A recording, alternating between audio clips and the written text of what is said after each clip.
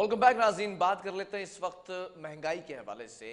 पूरा मुल्क परेशान है और तमाम शहरों में रहने वाली जो आवाम है वो सबसे ज़्यादा इस वक्त महंगाई से और दूसरी जानिब बेरोज़गारी से परेशान है। हम देखते ही आ रहे हैं कि मुख्तलिफ सियासी जमातों का लॉन्ग मार्च जो देखा जा रहा है वो इसी बुनियाद पर है कि महंगाई इस वक्त आसमान को छू रही है। और ख़ास तौर पर इदारे शुमारियात के मुताबिक अगर मैं बात करूँ तो जनवरी के मुकाबले में फरवरी का जो महीना है, जो दूसरा माह गुजरा इस साल का, उसमें 1.15% इजाफा देखा गया है। अगर मजमूई तौर पर महंगाई की शरह देखी जाए तो इस वक्त 12.24% ये महंगाई पहुंच चुकी है। देही इलाकों की अगर महंगाई मैं आपको सामने रखूं तो 13.3% और शहरी इलाकों में 11.5% ये देखी जा रही है महंगाई। अब सब्जी की कीमतें हों, दवाइयों की कीमतें हों, अशिया खुर्दनोश में जो जो चीज़ें शामिल होती हैं उनकी कीमतों में होशरबा इजाफा है। इस पर हुकूमत क्या कर रही है, वजूहात क्या है, और क्या इस खित्ते की बात की जाए या फिर पूरी दुनिया की बात की जाए तो क्या वहां पर भी महंगाई होती दिखाई दे रही है। कंपैरिजन भी करेंगे और इस पर बात करेंगे कि ये हो क्यों रहा है और उसको कैसे इससे बचा जा सकता है या हुकूमतें किस तरह से इसको काउंटर कर सकती हैं। हमारे साथ इस वक्त सीनियर तज्जियाकार ऑन कॉल मौजूद हैं, AQ खलील साहब। बहुत शुक्रिया ज्वाइन करने के लिए। मैं जानना चाहूँगा, जो मैंने अभी इस वक्त आदाद शुमार बताए हैं, महंगाई में होशरबा इजाफा हो रहा है, कैसा देखते हैं आप इसको? देखें जनाब, बात यह है कि महंगाई जो है इस वक्त एक ऐसा सब्जेक्ट है जिसने आवाम, हुकूमत को, दोनों को परेशान किया हुआ है और अपोजिशन को भी सियासत करने का मौका फराहम कर रहा है। मामला असल में यह है कि इसमें कोई शक नहीं है कि दुनिया में महंगाई जो है वो बहुत ज़्यादा बढ़ी है। और जैसे कि कल वज़ीर आज़म ने भी अपने खिताब में कुछ हवाले दिए, लेकिन हमारा नुक्ता निगाह ये है कि हम जो है हम पाकिस्तान के अंदर बैड गवर्नेंस का भी शिकार हैं। अच्छा। और उसके नतीजे में हुआ ये है कि हम अगर अब बांग्लादेश और इंडिया की अगर बात कर लें तो वहाँ ये शरह कोई 12% नहीं है बल्कि आधी है। ठीक है। अब सवाल ये है कि ये आधी उनकी जो शरह है वो क्यों है? ठीक है, तो इसकी वजूहात ये है कि अगर हमारे यहाँ अगर आप प्राइस के निज़ाम देखें तो वो यानी कागजों पे मौजूद है, नुमाइशी। किसी के खिलाफ कोई इदारा एक्टिव होता हुआ आपको नजर नहीं आता। मैं आपको एक मिसाल देता हूँ। दूध 120 रुपए किलो लीटर बिक रहा था। एक दिन हम किसी दुकान में गए, वहां बोर्ड लगा हुआ था कि जी अब 140 का है। ठीक है। कमिश्नर की ये बेसिकली जिम्मेदारी है कि वो उसका प्राइस चेक करे, प्राइस को कंट्रोल करे, लेकिन कुछ क्या हुआ, वही 140 पे बिक रहा है। इसी तरीके से डबल रोटी की प्राइस, नान की प्राइस, ये आवाम की मैं बिल्कुल वो बात कर रहा हूँ कि जो उनकी रोजमर्रा की जरूरियात हैं, जिनके बच्चे, जिनके बड़े, जिनकी इसके बगैर लाइफ मुमकिन नहीं है।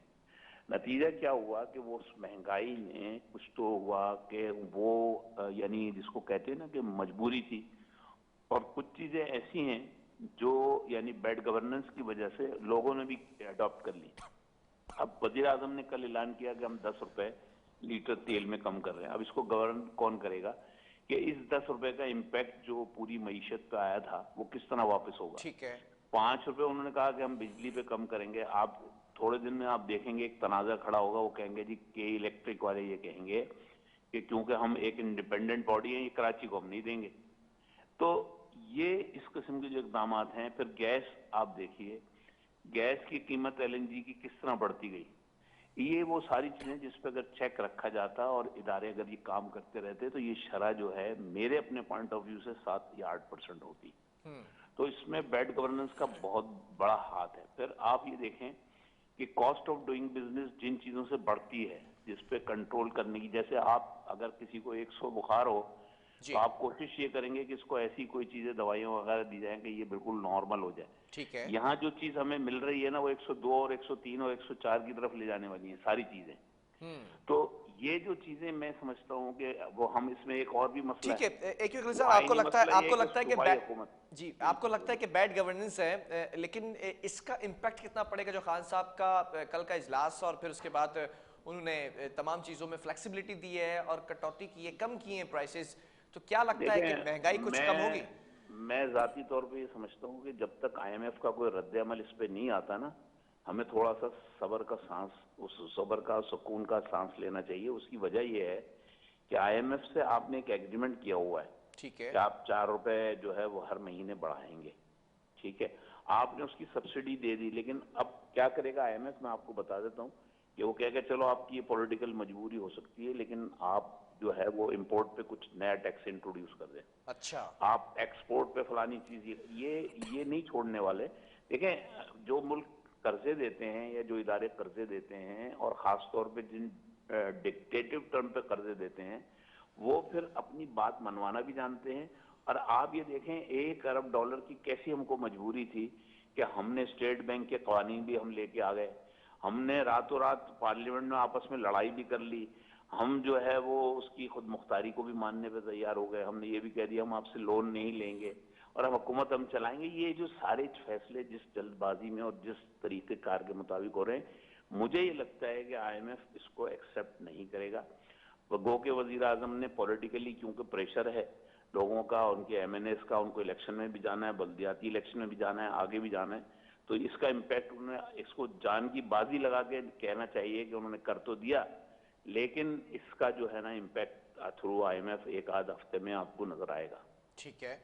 अच्छा, ये भी जानना चाहूंगा, दुनिया भर में महंगाई में भी इजाफा हुआ है। यूरोपियन कंट्रीज को अगर आप देखें तो वहां पर भी 100% अगर मैं इजाफा को तो गलत ना होगा, कंपेयर किया जाए अगर पाकिस्तान को, तो कैसे देखते हैं इंटरनेशनली?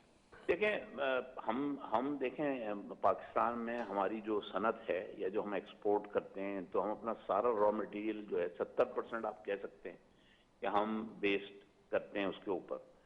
अब इस वक्त अगर आप देखें दुनिया में जो सबसे ज्यादा राहदारी की जो सहूलियात हैं, जैसे जहाज है, अब यह इसके आप ये देखें कि जो यानी फ्रेट था, वो फ्रेट 300 गुना बाज़ औक़ात बढ़ गया है वहां पे, कि जी वो जो 800-600-700 डॉलर में कंटेनर मिल जाता था, वो अब 3,000, 4,500, 5,000 जैसा उसका हो, वो अवेलेबिलिटी हो ना।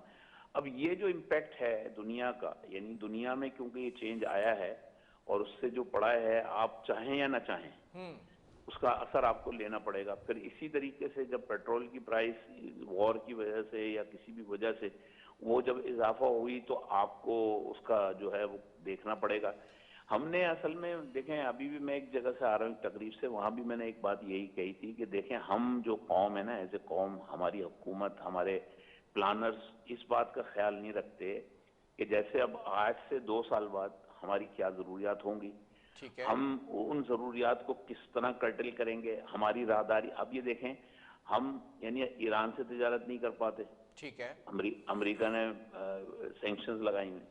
अफगानिस्तान के साथ उनके पास अभी वो स्टेबल नहीं है पॉलिटिकली, कोई हुकूमत इस नाम की चीज नहीं है, आप वहां से नहीं कर पाते। इंडिया के साथ आपका कश्मीर का इशू, आप वहां से नहीं कर पाते। बाकी सारी दुनिया में यानी पड़ोसी ममालिक जो हैं, उनको इम्पैक्ट इसलिए नहीं आया कि उनकी ये वहां पे ट्रांसपोर्ट के जरिए माल आ गया, वहां यहाँ से करीब उन्होंने अपनी चीज भेज दी, वहां से अपनी जो जरूरत की चीज है वो मंगा ली, फिर ये कि अपनी करेंसी में कर लिया। यूरोपियन करेंसी में जब उन्होंने की कन्वर्ट की, तो उनको ये भी नहीं था कि डॉलर कहीं से आपको चाहिए होंगे। आप तो हर जगह से जो है ना मजबूर हैं कि आप जब तक वो आपको पॉलिसी ना दें, जब तक वो आपकी तरफ ना देखें, आप अपना कॉस्ट ऑफ डूइंग बिजनेस पे कंट्रोल नहीं कर सकते। फिर ठीक है। डॉलर को आप ले लें, डॉलर हम कितने अर्से तक स्टेबल हमने रखा, ठीक है। और फिर जब बढ़ा तो बढ़ता ही चला गया। अब अगर मैं इसको ये कहूँ कि 10-12-15% महंगाई में इसका भी कंट्रीब्यूशन है, तो गलत होगा।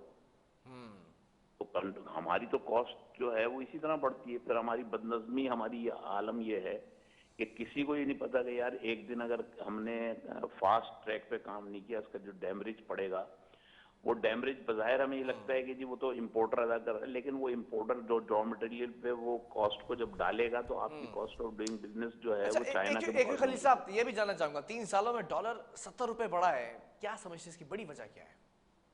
देखें, इसकी बड़ी वजह यह है कि हमारी जो करेंसी है उसकी डिप्रेशन की वजूहात ये हैं कि हम जो है जो हमारी एक्सपोर्ट है ना, जी। अगर हम उसको प्रॉपरली हैंडल करें। मैं अभी भी एक जगह पढ़ रहा था कि 330 अरब की एक्सपोर्ट है सिंगापुर की, और उसकी आबादी है 55 लाख, ठीक है। तो अगर मैं ये कहूँ आपसे कि हमारी जो सलाहियतें हैं, देखें, हमको जब तक खुद इन्हिसारी की तरफ हम नहीं जाएंगे, हम एक्सपोर्ट नहीं करेंगे। हमारी गवर्नमेंट, मैंने गवर्नमेंट को कई दफा कहा है कि देखें दुनिया में पाकिस्तानी ऐसे बैठे हैं, आप आईएमएफ से कर्जा लेते हो आप, और अभी सऊदी अरब से आपने 4% पे 1 बिलियन 2 बिलियन लिए हैं, चाइना भी आपको दे रहा है। आप उन पाकिस्तानियों को टैक्स फ्री के लिए कहो भाई यहाँ पाकिस्तान में पैसा लेके आओ, हम किसी किस्म का कोई टैक्स नहीं ले रहे। अब उन्होंने कहा कि जी आप आईटी इंडस्ट्री में आप पैसा ले आओ, हम आपसे कुछ नहीं पूछेंगे, इंडस्ट्री में कुछ नहीं पूछेंगे। तो ये एक किस्म की एमनेस्टी है। मैं इस एमनेस्टी को मैं ये चाहता हूं कि आपने जिस तरह आपने जिक्र किया कि डॉलर के बढ़ने की वजूहत की, अगर आपके यहाँ डॉलर की रेल पेल हो, आप मुझे बताएं अफगानिस्तान जो है, अफगानिस्तान आपके तकरीबन 15-20 रुपए तो वो बढ़ा गया अभी अपने इसके बाद, वाक़े के बाद। सारी करेंसी अफगानी आए यहाँ से उठा के ले गए एक्सचेंज से। तो ये रीजन पॉलिटिकल बहुत है, ठीक है, पॉलिटिकल रीजन बहुत है बनिस्बत इसके कि फाइनेंशियल कोई इश्यूज हो, वो उसमें पॉलिटिकल रीजन बहुत है। चले, मैं आखिरी क्वेश्चन ये करना चाहूँगा, पेट्रोल पे पैसे कम किए गए हैं, हमेशा ये कहा जाता है पेट्रोली मसनूआत में इजाफा है, ट्रांसपोर्ट कॉस्ट बढ़ जाती है, तमाम चीज़ें, लगता है क्या कुछ कमी होगी महंगाई में?